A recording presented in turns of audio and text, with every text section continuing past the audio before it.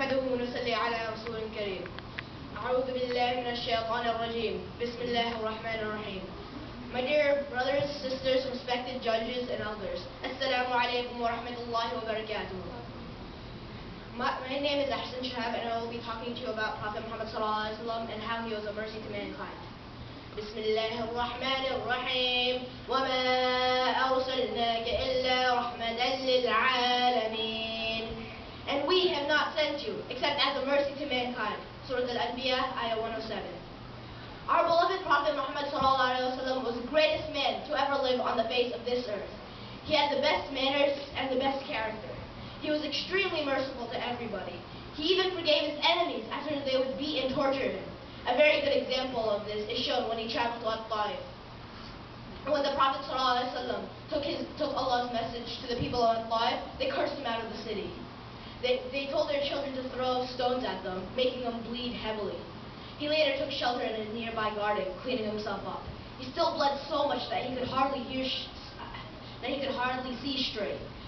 Later, then, Angel Jibreel came and asked him if he wanted to destroy the city with the two nearby mountains. What did our beloved Prophet Muhammad say? Was the city destroyed like the people of Ad and Thamud? No, my brothers and sisters. Our Prophet declined Angel Jibreel's offer by saying maybe Allah will produce some sort of offspring that will follow him alone. There is no doubt that he is a mercy to mankind. It is with this mercy and compassion that the Prophet of Allah was sent. And it is with this mercy and compassion that he treated all opponents and companions alike. Sometimes he would want to prolong prayer, but he would shorten it because he would hear the crying of a baby, and he knew how upset his mother would be. Compassion is a quality that emanates from a merciful heart. That was not the end of his mercy and compassion. He was merciful to all living things.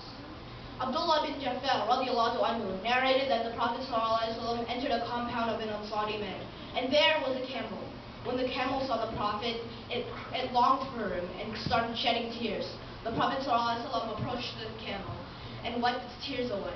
He then said, "Who is the owner of this camel? Who is the owner of this camel?" An Ansari man came and said, it is I, O Messenger of Allah. The Prophet then said, Won't you fear Allah as regards to this camel that Allah put under your possession? It complained to me that you starve it and overburden it. Lately, our religion and ummah are constantly being called as violent and terrorists. Imagine the sorrow our beloved Prophet Muhammad must be in right now. That his ummah, the one that should be on the forefront of peace and mercy, are being called terrorists. My dear brothers and sisters, let me leave you with something to ponder about today.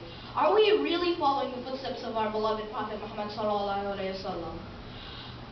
Are we really being merciful to our elders, to our young ones, to our fellow Muslims and non-Muslims? Is our beloved Prophet Muhammad ﷺ proud of us right now? Think about it. Jazakallah khair. Wassalamu alaikum wa rahmatullahi wa barakatuh.